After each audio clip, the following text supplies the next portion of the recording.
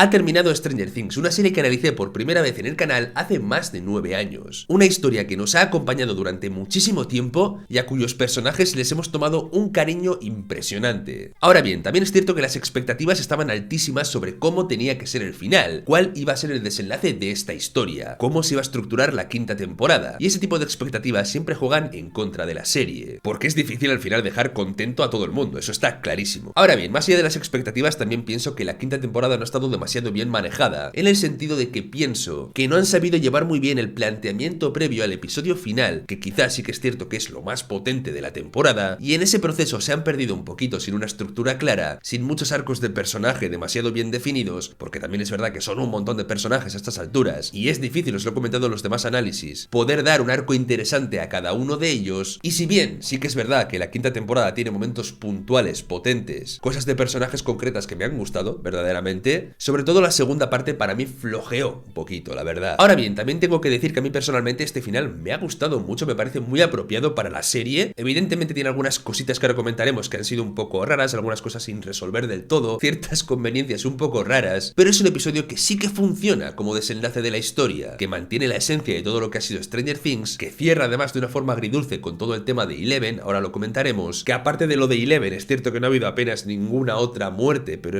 ya nos estaba quedando claro que no era una serie en la cual muchos niños fueran a morir, o sea, no, prácticamente ninguno más allá de Barb. Una historia estilo Los Goonies que no quiere hacer demasiado drama a partir de la muerte de chavales jóvenes, esa es un poco la decisión narrativa que ha tomado la serie, y todo lo han compensado un poco con la muerte final de Eleven, que luego hablaremos, está muerta, está viva, eso que dice Mike es posible que suceda de verdad, es imposible, os daré un poco mis argumentos de lo que pienso, sí que es cierto que es un final un poco abierto para que cada uno tenga su propia interpretación y se quede con el final que más le convenza o lo que elija creer en ese sentido, pero aparte de eso me ha gustado que en este capítulo los conceptos que tienen que ver con crecer, con seguir adelante, con el duelo, la nostalgia, eso sí que ha estado bien manejado en mi opinión. También es verdad que con Henry, o bueno, con Vecna han hecho alguna cosa un poco rara, ¿no? Como algún medio intento de redención, de entenderlo un poquito, que después tampoco ha ido más allá. Eso ha sido quizá un poco raro, ¿vale? Lo analizaremos ahora en profundidad. Así que nada, ya sabéis, suscribíos para no perderos más análisis de cine, de series, de un montón de cosas que haremos en el canal. Podéis dejar también un like, hypear el vídeo, todo eso que ayuda muchísimo al canal. Me hace, como digo, mucha ilusión cerrar esta historia con vosotros después de tanto tiempo en el canal. Así que nada, vamos con ello. Está todo revuelto, de puertas para adentro, en otra realidad, equilibrio perfecto, ¿cómo te aguanta ese cuerpo? Al principio del capítulo estábamos viendo una Eleven bastante determinada o con las cosas bastante claras con respecto a lo que quería hacer, ¿vale? La decisión que había tomado con respecto a su vida y al hecho de que su presencia con los chicos seguiría poniéndoles en peligro hasta el infinito. Las miradas que nos muestra la serie de Eleven nos hacen pensar en la decisión que ha tomado, en que está incluso despidiéndose, ¿no?, de alguno de los personajes, y el primer momento interesante de este capítulo ha sido la conversación entre Hopper e Eleven, que ha tenido sensaciones antiguas, en el sentido de que toda la nostalgia que tiene que ver con la relación de los personajes, el episodio ha querido sacarla, no solamente a través de los flashbacks, que hay muchos flashbacks en este capítulo, flashbacks de la propia temporada de los personajes de niños, para conectarnos con la historia. Quizá han sido muchos momentos, pero es cierto que funciona muy bien, porque la nostalgia de la propia serie es muy potente en el sentido de que los que empezamos a verla cuando la historia arrancó fue hace 10 años, entonces te está mostrando cosas que viste en otro momento de tu vida, no solamente los personajes eran más jóvenes, tú también lo eras, y eso, como digo, para mí funciona muy bien para reavivar ciertas sensaciones que si ya funcionan, como digo, a nivel de historia, a nivel de verlo como tal, también te remueven un poquito como espectador si llevas viéndolo tanto tiempo. Que se retome el concepto del tanque tal y como lo vimos en la primera temporada, para mí tiene mucha fuerza, a nivel visual es un eco y una especie de rima muy bonita con la primera temporada, que todo termine de alguna forma donde empezó para Eleven, donde encontró por primera vez el Demogorgon y todo eso, o sea, eso me ha gustado mucho, y con el grupo dividido comienza el plan que habían planteado de subirse a la antena para tratar de entrar en el abismo. Me ha hecho gracia una escena entre Mike y Will, porque bueno, tiene la parte emotiva primero de que Mike le dice, lo siento por no haber reaccionado mejor, tal, no sé qué, como que igual no ha sabido manejar ese momento, eso puede pasar, es algo normal, y luego Will le dice, bueno, o sea, estoy contento de tenerte como amigo, y Mike como que le dice, ¿amigo? Y yo me imagino de aquí a Will pensando, ¿ah, ¿somos algo más que amigos? Y Mike diciendo, efectivamente, somos mejores amigos.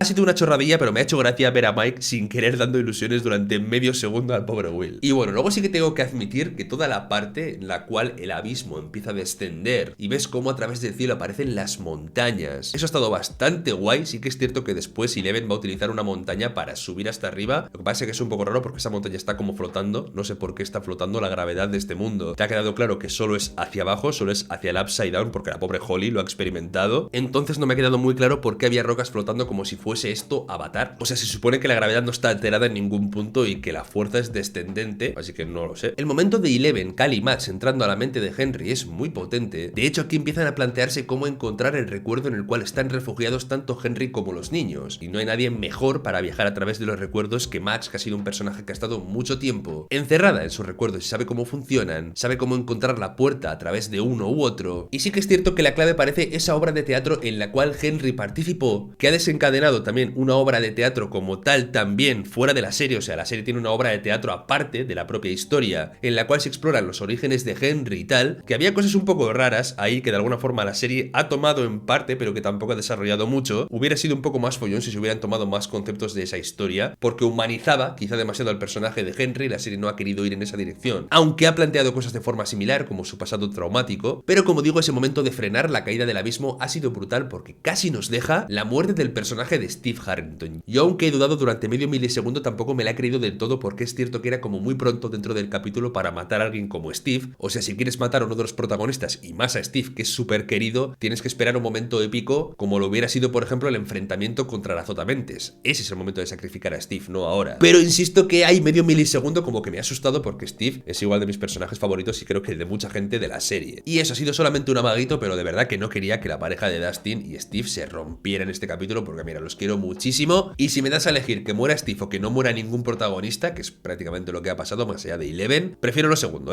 ya os digo. El hecho de que Jonathan sea quien lo salve también ha sido para mí importante y cierra un poquito el arco con respecto a las diferencias que podían tener los personajes, que después hay una conversación muy buena en la cual hablan de ello, lo exploran, se piden perdón incluso porque muchas de las cosas que les hacían chocar tenían que ver más con sus inseguridades y con miedos más que verdaderamente por el hecho de que no se tuvieran que llevar bien como tal. Aquí Jonathan habla de la escena que vimos en la parte 2 de esta temporada final en la cual Nancy y él cortaban, y yo os dije que para mí había sido un poco ambigua esa escena y casi me fastidió más que uno de los hermanos Duffer diera una entrevista aclarándolo y contando que efectivamente sí era una ruptura por el hecho de que de alguna forma si había sido ambigua se iba a aclarar en este episodio y se ha aclarado. Me hubiera gustado más enterarme a través del personaje que a través del director en una entrevista, pero bueno, dicho esto, para mí esta escena sí que ha sido importante entre los dos personajes para cerrar del todo la relación que cada uno puede tener con Nancy, teniendo en común que los dos la valoran como amiga y ya está, es solamente eso. Buena escena de personajes esta, la verdad. Y mientras nuestros viajeros interdimensionales se acercan a esa especie de base de Vecna, que después era el Azotamentes recogido como si fuese una araña, Eleven, Max y Callie se estaban enfrentando a Henry en su mansión. Mientras Eleven le planta cara, los niños están ahí protegidos por una ilusión y yo estaba pensando, pero marchaos, ¿por qué os quedáis ahí? ¿Por qué seguís al lado de Henry? Y claro, la idea es que a los niños Henry les ha comido la cabeza, les ha hecho pensar que él es el bueno y no se van a querer marchar de ahí corriendo, ahí de primeras. Y entonces a través de esta visión los niños por fin ven que Henry es el malo, el villano de la historia, que se convierte en Vecna literalmente delante de sus ojos y entonces escapan. Sí que tengo que decir que me queda la sensación de que Henry o Vecna ha estado bastante flojito en este capítulo a nivel de poderes. Se supone que era el niño primigenio con los poderes más potentes, ¿no?, que habíamos visto hasta ahora, y el pobre no ha mostrado demasiado poder ni en sus sueños, que se supone que siendo sus sueños debería ser más poderoso, ni tampoco en el mundo real, y eso sí que ha sido para mí un poco una decepción. Se ha sido más villano casi el Azotamentes como tal que Vecna y sus poderes. Vecna fue mucho más amenazante en la cuarta temporada, matando a un montón de gente y demás. Aquí ha quedado la sensación de que era un villano más de chiste en general, porque no le sale nada, porque no puede entrar en uno de sus recuerdos, porque incluso te lo muestran vulnerable en comparación al miedo que había dado en temporadas anteriores. Eso sí que me ha decepcionado un poquito, aunque no quito que la actuación, o sea, el actor como tal está increíble haciéndolo, lo hace muy bien. Ahora, todo esto que os he contado no quita para que la escena de Hopper y cómo Henry lo manipula me haya encantado. Cómo le muestra visiones de su hija antes de morir, lo cual es muy duro de ver siempre, revelándole lo que Eleven quiere hacer, que es morir con el Upside Down, y generando que Hopper dispare contra el tanque de agua, que es un momento bastante terrorífico, esa idea de que él haya matado directamente a su propia hija, que de hecho en esta visión ya nos muestran como que el personaje igual podía sentirse culpable igual con algo que tiene que ver con fertilizantes, como si el cáncer de su hija se hubiera desarrollado a partir de alguna decisión que él también tomó. O sea, se deja como eso en el aire, como si Hopper sintiera cierta culpa por lo que sucedió, lo cual es bastante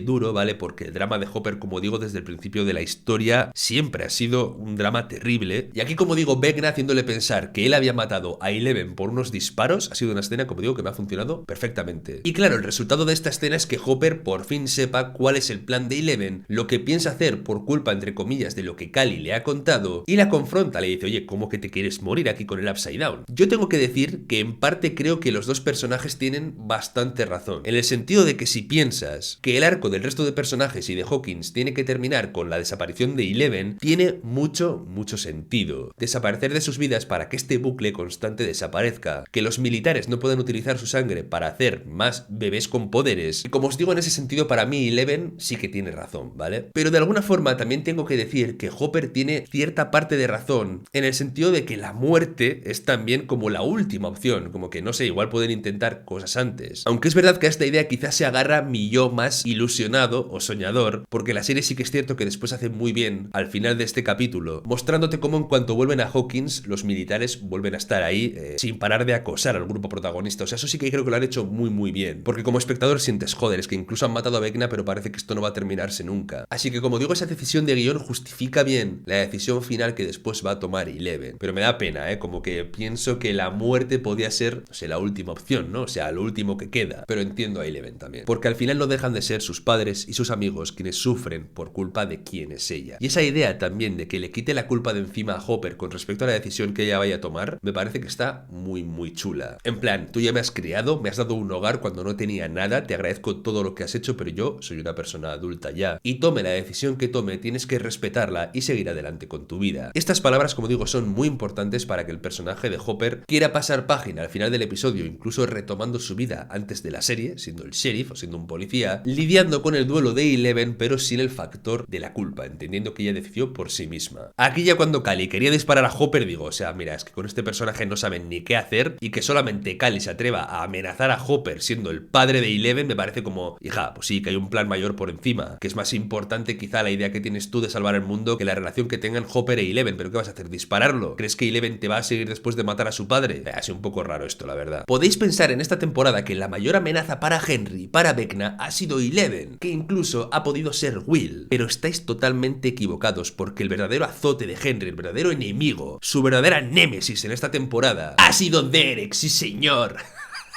Que como chiste me ha encantado, que Derek ha sido un personaje al cual le he tomado mucho cariño en una temporada únicamente. He seguido hasta el chavalillo en redes, sinceramente, porque me parece un crack. Pero es verdad que ver este tipo de escenas de Derek riéndose de Vecna un par de veces, sumado a lo que os he contado antes, que tampoco es la temporada en la que Vecna muestre especialmente lo poderoso que es, pues son cosas que han sumado para que el personaje de Vecna pierda un poco de seriedad y lo percibamos como la amenaza que era, lo cual también me ha dado un poquito de rabia, porque quería haber sentido un Vecna más presente, quizá en esta temporada. Más peligroso, ¿no? El bueno de Murray tiene su escenita salvando a los protagonistas, destruyendo el helicóptero de los militares, que siendo un personaje que tampoco ha tenido muchas cosas dentro de la temporada, me parece bien que le hayan dado un momento épico y le hayan dejado este plano espectacular de héroe, ¿no? De serie de acción. A mí Murray siempre me ha hecho gracia desde que apareció, y que lo hayan mantenido hasta el final también me parece bien. Luego tenemos a mi pana el militar, que tiene la cara más reventada incluso que el propio Vecna, queriendo él por su cuenta atrapar a Eleven, lo cual es bastante temerario sabiendo que Eleven es verdaderamente poderosa en este punto de la historia. Y después llega una de las únicas muertes del episodio, que es la muerte de Cally, que bueno, que tampoco es una muerte yo creo que el espectador como tal haya sentido tanto, porque tampoco es un personaje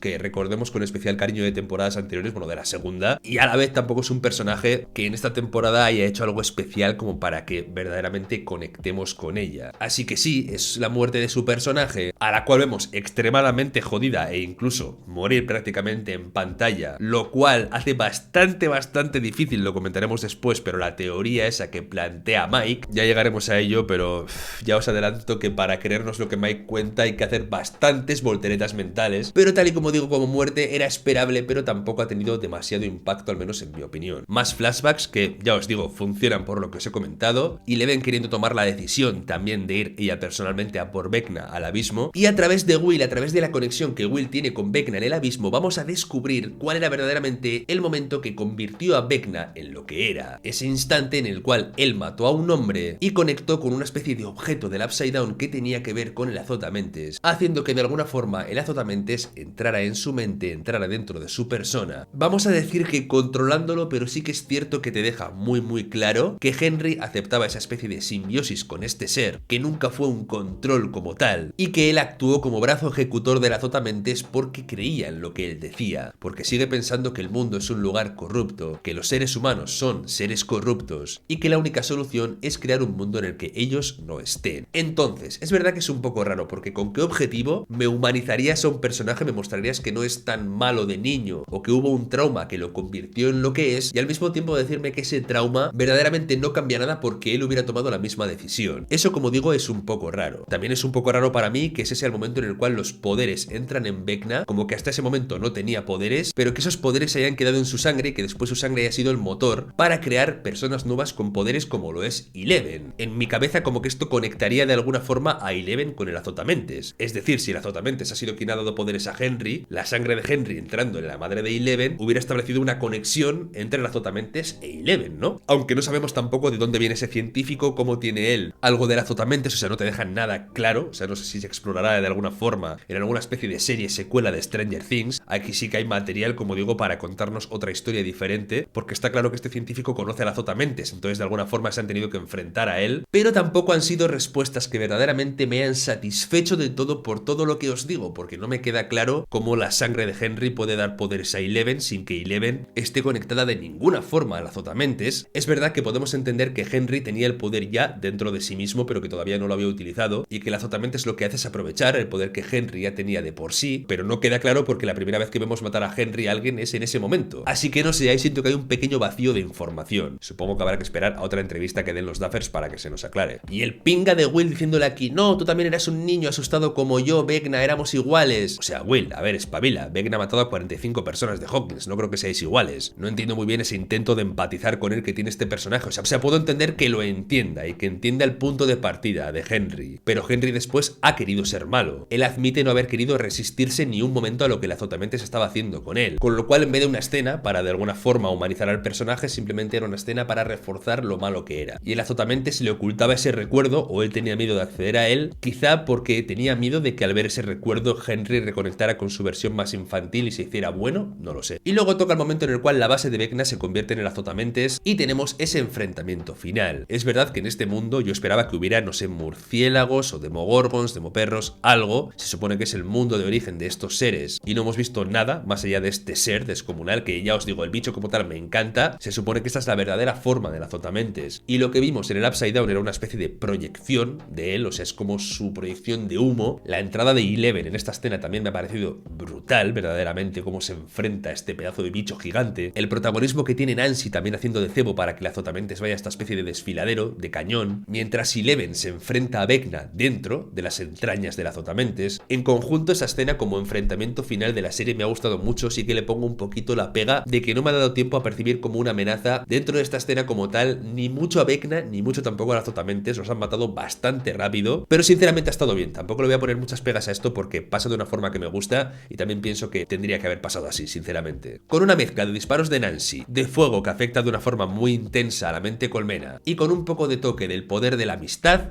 los protagonistas hacen frente al azotamentes, que por cierto, Dustin y Steve parece que están destruyendo unos huevos que el azotamentes tiene, que pueden ser de los cuales nazcan los demogorgons, los demoperros y todo eso. Y con las fuerzas de Will e Eleven combinadas terminan derrotando también a Vecna. Me ha gustado que Will tenga un papel relevante, pero que verdaderamente quien termine con Vecna sea Eleven, es lo que más sentido tiene. O sea, Will lo que hace es apoyar a Eleven en ese instante para que pueda terminar, le rompe una pierna a Vecna, creo que es lo que hace. Así que de esa forma conjunta terminan con la amenaza del abismo y con Vecna. Y bueno, no vamos a quitarle mérito también a que quien da el último golpe es Joyce, vengando de alguna forma todo el daño que Vecna o Henry le han hecho a ella y a la gente que conocemos, porque sí tenemos flashbacks de cómo Vecna ha hecho daño durante diferentes temporadas a la mayoría de personajes, y mientras tenemos esos flashbacks, Joyce le revienta la cabeza con un hacha, o sea, ¡madre mía! Nah, pero en general, como digo, esta parte ha estado muy bien, cómo salvan a los niños, cómo Vecna termina reventado y en esa especie de pincho, con el azotamentes ya muerto. Cómo han resuelto esto, como digo, sí me ha convencido, sinceramente. Ahora bien, quedaba la parte final, la vuelta a casa. Todos contentitos en el camión, con Murray conduciendo, todo parecía que iba perfectamente hasta que en cuanto llegan al mundo real, aparecen los militares, un poco reforzando esa idea que os he contado antes de que los chicos nunca van a estar a salvo salvo mientras los militares sigan persiguiendo a Eleven. La culpa una vez más del gobierno. Sí, por culpa del gobierno Eleven tiene que marcharse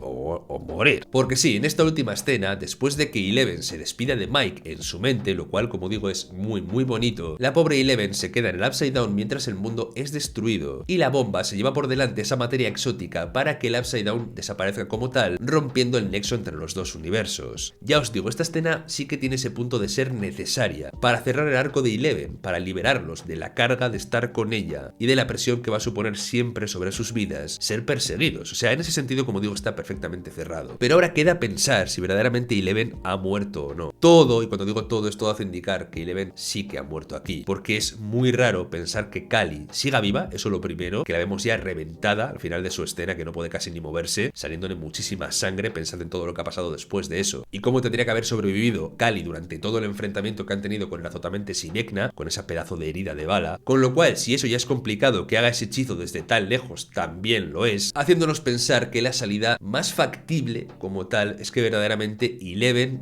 haya tenido que morir aquí. Es duro porque es uno de los personajes más queridos de toda la serie. Es duro porque Hopper también está perdiendo por segunda vez a una hija, lo cual de alguna forma castiga mucho al personaje a nivel emocional, pero sí que es cierto que con esa idea de quitarle la culpa, como digo, para mí, sí que arreglan el hecho de que para él la muerte de Eleven no sea devastadora, sino que simplemente Eleven ha estado agradecida por todo lo que Hopper le ha dado durante su vida. Eso sí que lo han cerrado bien. Pero esta escena, para mí ver que el portal al Upside Down desaparece y ya no está Eleven con nosotros, para mí ha sido muy duro. Ya os digo, para mí el capítulo ha tenido momentos que a mí personalmente sí me han emocionado, que me han llegado bastante dentro. También os digo que para mí el epílogo que tenemos después es súper largo. Ya os digo, he visto lo que quedaba de capítulo después de que Eleven se hubiera marchado y he dicho, pero ¿qué van a contar ahora en 35 minutos de episodio? Pero también es verdad, ¿no?, que de alguna forma está bien que tengamos tiempo de despedirnos de los personajes, que tengamos tiempo de ver cómo están después de los eventos. Y ha habido cosas también que me han encantado, sinceramente. Ver a Steve como entrenador de béisbol, aprovechando lo bien que se lleva con los chavales en general, es un acierto total. Ver a Derek aquí también me ha parecido muy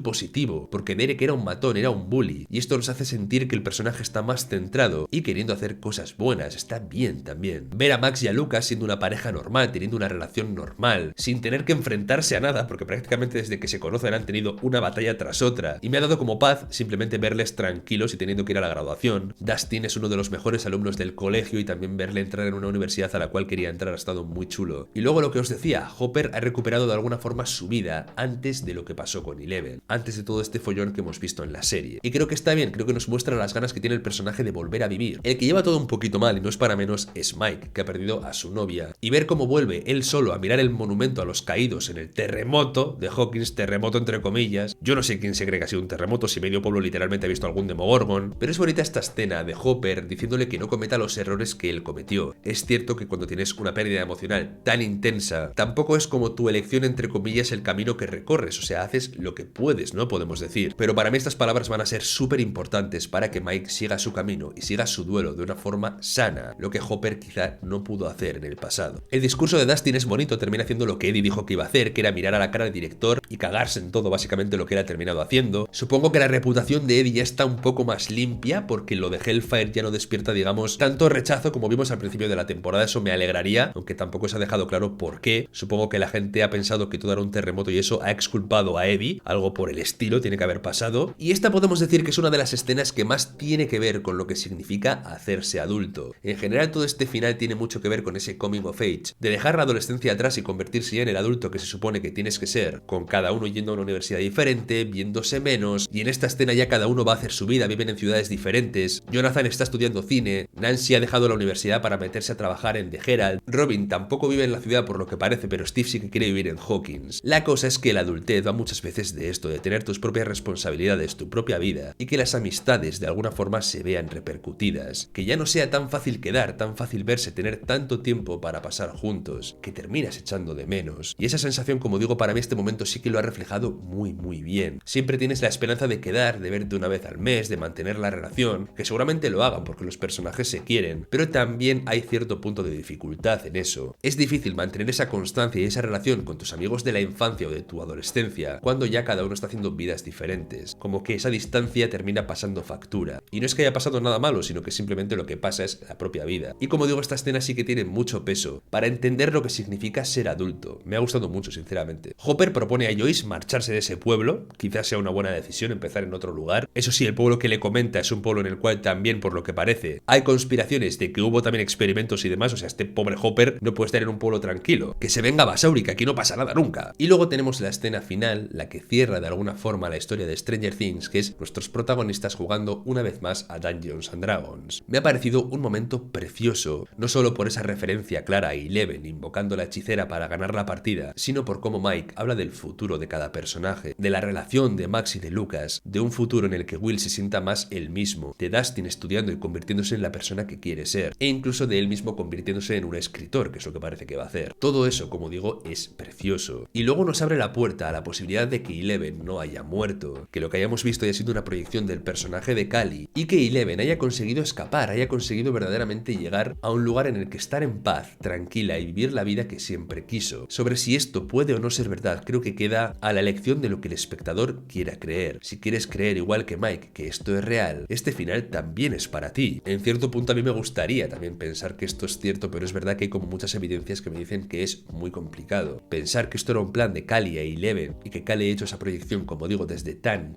lejos, no sé, a mí es algo que verdaderamente me cuesta bastante creer, aunque me encantaría pensar que Eleven está en ese lugar de las 3 cascadas, ¿no? Que era donde quería ir con Mike, donde querían empezar de cero y poder vivir una vida tranquila, y de alguna forma también siento que Eleven es lo que se merece como personaje, como que mi parte adulta me está diciendo que esto no es más que una historia que Mike se cuenta, y que cuenta también ahora a sus amigos, para ayudarles a sobrellevar la pérdida de alguien tan importante como lo era Eleven. Ver a los chicos dejando sus libros de Dungeons and Dragons en una referencia que la partida ya ha terminado, siendo una alegoría clarísima que su infancia también ha terminado, es muy bonito y te rompe el corazón. Al igual que me ha encantado ver cómo la infancia es algo compartido, en el sentido de que todos la vivimos de alguna forma y que van a venir otros para vivirla y tener sus propias aventuras. Esa idea me encanta, reforzado con ese plano de Mike de lo importante que ha sido para él la infancia y los amigos que ha tenido, de cómo han sido claves para forjar la persona que es hoy. Y entonces se marcha cerrando la puerta a ese sótano que era en el cual tanto él como sus amigos fueron felices, dejando atrás su infancia, como digo, y entrando en una nueva etapa de su vida. El final, como digo, sí que hace cosas muy bonitas con respecto a los personajes, y es un epílogo que verdaderamente termina de redondear la historia. Es verdad que para mí no ha sido perfecta en el sentido de que tiene algunas lagunas de información, tiene explicaciones que no son del todo claras, en el tema de intentar humanizar a Henry y deshumanizarlo a la vez, con un pasado que verdaderamente no suma demasiado. También hay que tener en cuenta, y esto es importante, que habiendo destruido el Upside Down han matado a todas las embarazadas que estaban ahí. Rarete ese tema, tampoco voy a entrar demasiado en eso, pero sí que es verdad que me llama un poco la atención. Pero más allá de esas cosas, como digo, a mí sí que me ha quedado una buena sensación y un buen sabor de boca al terminar esta serie. Repito, había gente comparando este final con Juego de Tronos, lo cual para mí no tenía ningún sentido, porque no es que la serie ni haya perdido su esencia ni se haya caído a pedazos completamente como le pasó a Juego de Tronos, sino que sí, no ha tenido una temporada final, quizá a la altura de la cuarta, quizá a la altura de la primera, ha sido un poco floja en su desarrollo, ya os digo, sin quitar que ha tenido momentos potentes como el de Will conectando con esos poderes, y más de uno, quiero decir, pero el final es totalmente apropiado para esta serie. Yo en ese sentido lo veo bastante claro. Así que nada, hasta aquí Stranger Things. Muchas gracias para quien me ha acompañado durante estos años, o bien para quien ha entrado por primera vez y ha visto este vídeo sin conocer mi canal. Sois bienvenidos aquí también para otras series y demás que hagamos por aquí. Me despido con esa sensación también de perder una parte de mí al haber terminado Stranger Things, porque son 10 años de mi vida y de nuestras vidas, y en cierto modo nosotros también hemos crecido con estos personajes. Por mi parte me despido, os deseo feliz año a todos, ponemos punto final a Stranger Things y nos vemos dentro de poco por el canal. Hasta pronto.